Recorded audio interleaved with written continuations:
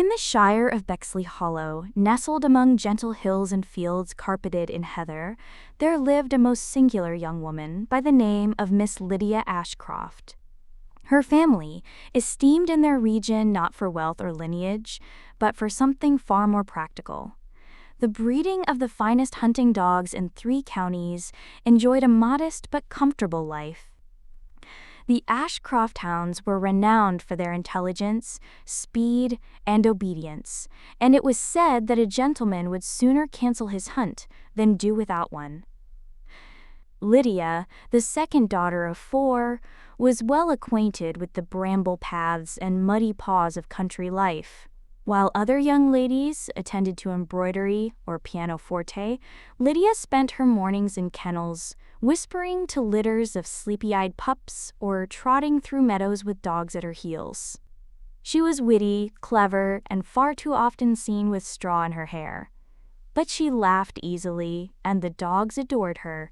It was on an unusually fine April morning, while Lydia was tending to a particularly boisterous young pointer named Bramble, that a glossy black carriage arrived at Ashcroft Farm. From it descended a gentleman so finely dressed he looked rather out of place next to the mud-spattered fencing and the barking cacophony of dogs.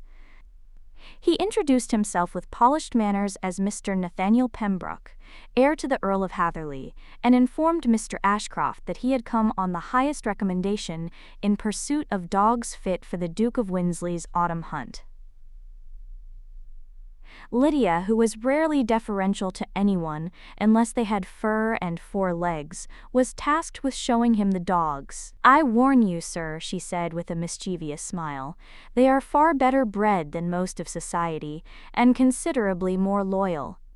Mr. Pembroke laughed, and rather liked her at once. Over the following days, Lydia demonstrated the obedience drills, the grooming techniques, and even allowed him to participate in a short trial in the field. He was far from adept, often muddied and breathless, but he bore it all with good humor.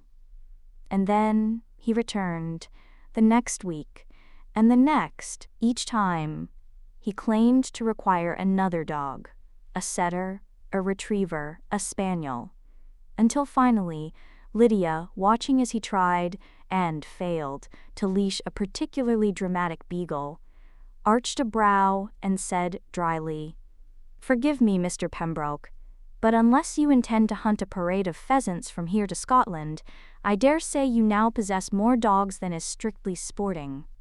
To which he replied with a grin that sent Bramble barking with excitement, "Miss Ashcroft, I am hunting something infinitely more elusive. Your affections." Lydia flushed. Bramble sneezed.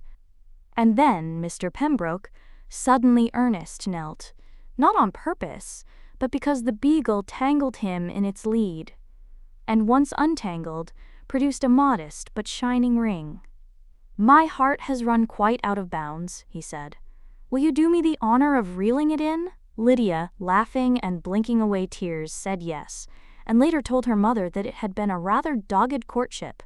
Their wedding was a joyous affair, with flowered garlands on every fence post and hounds curled beneath every table. Mr. Pembroke, now quite at home among fur and straw, gifted Lydia a portion of the estate grounds for her to breed any dog she wished.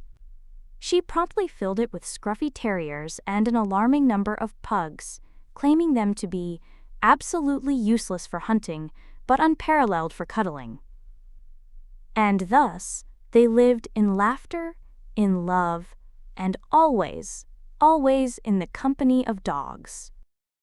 This episode is most delightfully sponsored by Jane Austen's Closet, a charming emporium of witty and whimsical attire, perfectly suited for admirers of Miss Austen's works.